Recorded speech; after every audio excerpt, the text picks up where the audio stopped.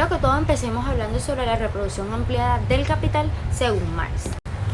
Según la teoría marxista, la reproducción ampliada del capital parte del excedente de medios de producción y aquí se desata la plusvalía y esa plusvalía convertida en capital constante va a tener un extremado cambio a medida de que la producción aumenta. Esta reproducción no se basa únicamente en el consumo de bienes por parte del público, sino en el desarrollo y el incremento de los medios de producción. Es decir, el crecimiento capitalista impulsa solamente por el consumo productivo y no por el consumo personal que tiene los medios de producción. A este modelo o a este fenómeno se le llama la reproducción independiente del consumo personal.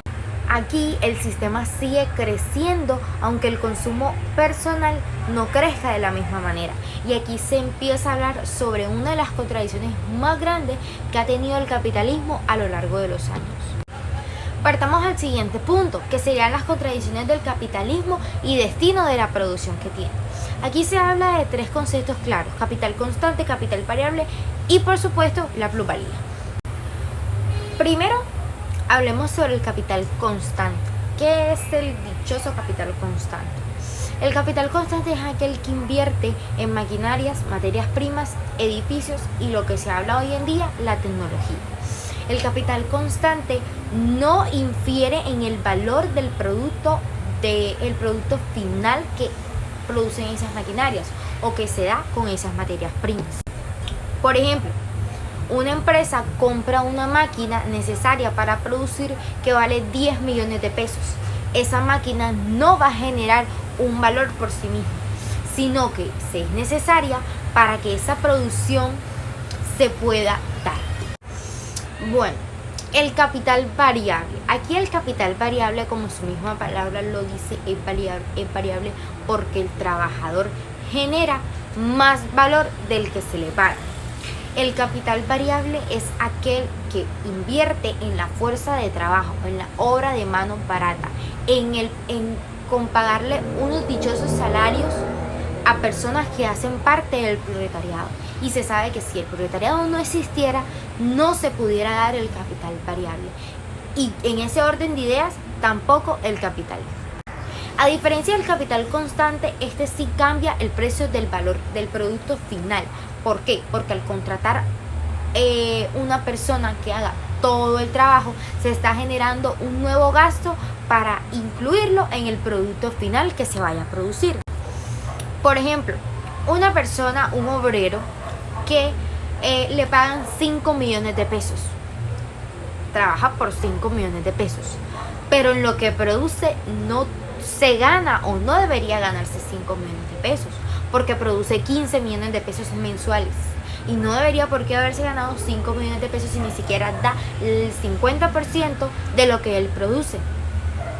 Y si eso pasa es porque el capitalismo cada vez se está incrementando o se está haciendo más grande debido a la fuerza de trabajo y a la obra de mano barata. Y la plusvalía depende del capital variable, porque la plusvalía es el extra que queda de esa producción que no se le paga al obrero. Como el ejemplo pasado, si el obrero gana 5, produce 15 porque gana 5. Si produce 15, debería ganarse 15 millones de pesos mensuales. Entonces, si el obrero gana 5 millones de pesos y produce 15 y se le paga el 5, la plusvalía es lo que resta, lo que le quedó el obrero, lo que produce el obrero. Es decir, los 10 millones de pesos restantes que produce el obrero y que no se le pagaron por su mano de obra o por su fuerza de trabajo. Aquí la plusvalía se apropia de esos excedentes y que el capitalismo toma como ganancia, cuando no es ganancia, es fuerza de trabajo. El capitalismo vive de apropiarse del valor no remunerado y según Marx la plusvalía es el origen de las ganancias que tiene el capitalismo, de las supuestas ganancias. Todo esto implica que se está produciendo cada vez más o una producción desmedida sin tener en cuenta el consumo personal. Y cuando el mercado no puede absorber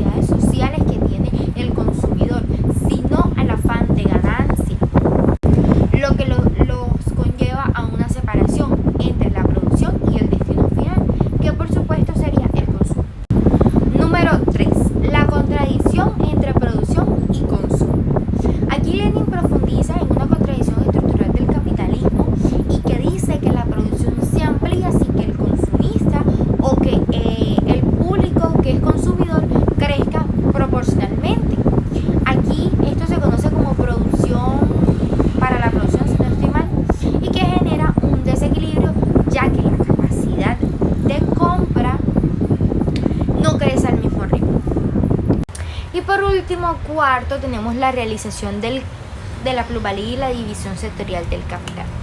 Aquí ya sabemos que el capitalismo se divide en tres componentes: capital constante, capital variable y plusvalía.